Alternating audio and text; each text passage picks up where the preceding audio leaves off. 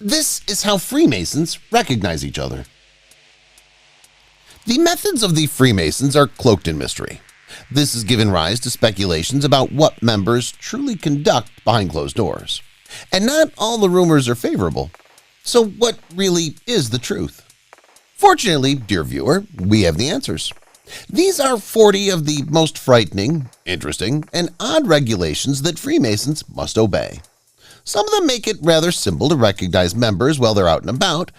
Keep an eye out for updates. You must believe in God. If you are an out and proud atheist, you're unlikely to get a position in your local lodge, if you confess it. Why? To join the Freemasons, you must believe in a supreme being, that is, in essence, God. Even if you aren't very religious, you must at least give lip service in order to be considered for membership.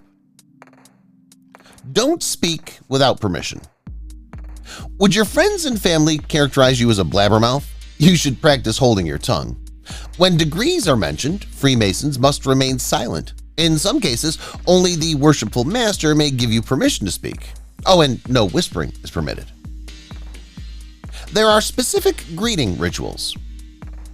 While most of the Freemasons' laws and rituals are cloaked in obscurity, one peculiarity has been discussed and sometimes derided for years.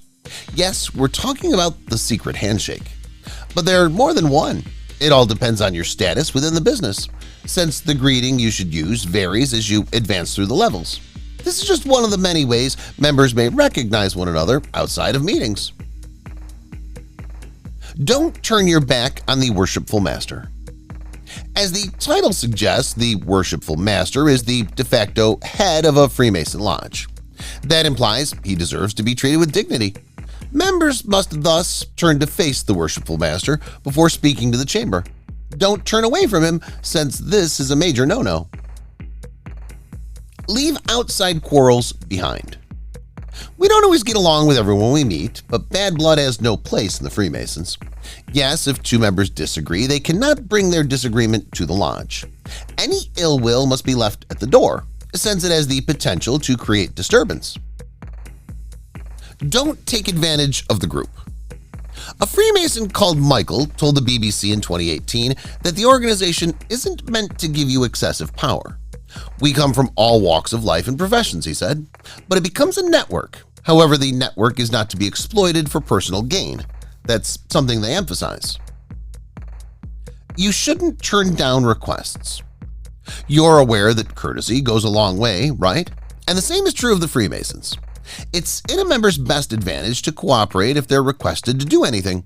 Such requests, according to the Masonic Lodge of Education, are a show of trust. Therefore, don't refuse them.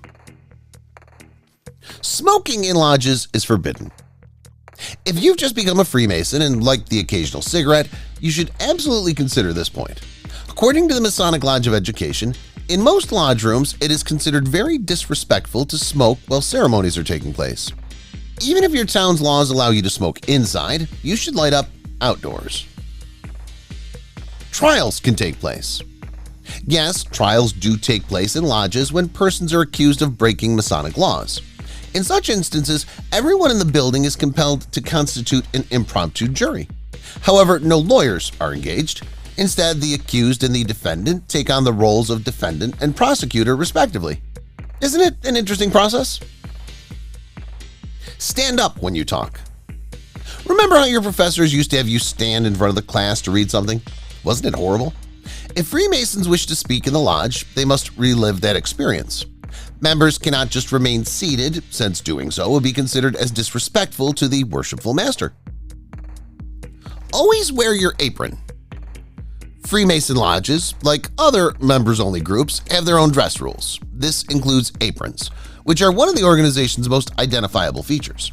Masons, on the other hand, must exercise caution since they cannot enter the chamber while changing their clothes. That seems to be considered impolite. Don't wear Masonic jewelry in public. In addition to aprons, Freemasons might wear specific jewelry in lodges.